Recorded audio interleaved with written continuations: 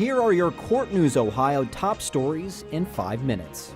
The state Supreme Court is determining whether a healthcare company can sue a widow for her husband's outstanding nursing home bill. In the case of Cora Bell versus Embassy Healthcare, the company sued the woman for nearly $1,700 in costs stemming from her husband's 4-month stay at a facility near Dayton before his death. Bell won the original ruling in trial court because the court determined that the company didn't submit the claim to her husband's estate within 6 months of his death, as required by Ohio law. An appeals court reversed the decision due to the lawsuit directed specifically at Bell based on the necessary statute, which requires spouses to support each other with needs such as food, housing, and medical care when the other isn't able to do so.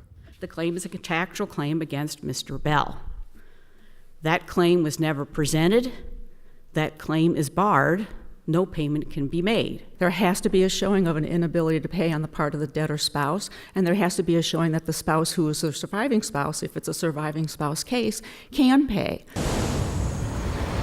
For all of us, there's no telling where life's road will lead us.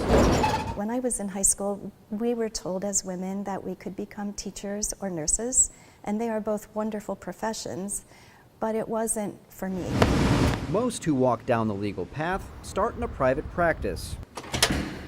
But many leave the door open because you never know what may present itself. I tried to live by that, not be set in my ways, and when opportunities came along, give it a try and see how it works out. After 2 decades in the appellate court, Judge Susan Brown knows all about the benefits of being open about options. Wednesday marked her 5th appearance as a visiting judge at the state Supreme Court. We have with us Judge Susan Brown from the 10th District Court of Appeals, who is sitting here for Justice DeGennaro.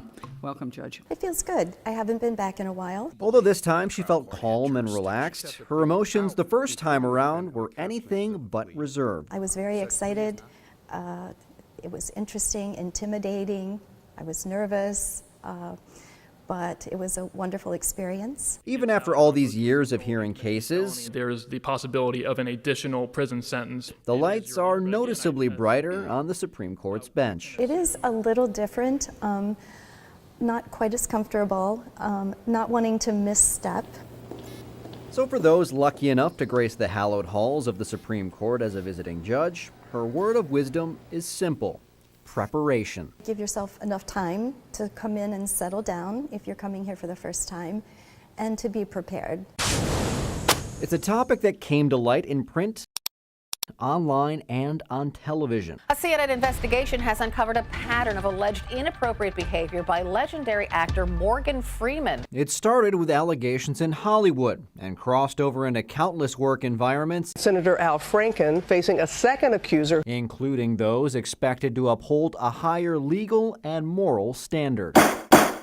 Let me say with no hesitation that sexual harassment is against the law and has no place in the office or the courtroom. The Ohio Supreme Court and State Bar Association recently hosted a first-of-its-kind training seminar where more than 500 judges and lawyers from around Ohio attended in person and watched throughout the state as Supreme Court Chief Justice Maureen O'Connor laid the groundwork to change the conversation on sexual harassment, to protect victims from being silenced or penalized, to ensure inappropriate conduct will be reported and properly addressed. While there are obvious cases of inappropriate workplace behavior, if you look stressed, maybe one of my world-famous shoulder rubs will help. The session used multiple staged vignettes to stress varying kinds of harassment. I would like to request that we move the trial date back a few months. I'm currently expecting and will still be on maternity leave during the date that we have set.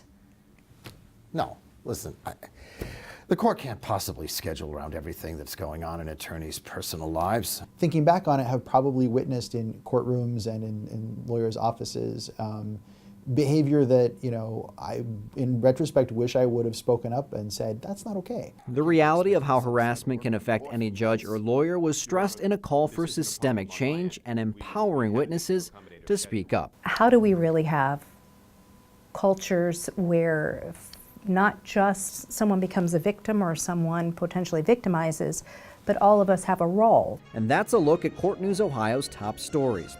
Visit courtnewsohio.gov for the latest headlines on Ohio's courts. You can also follow us on Facebook and Twitter.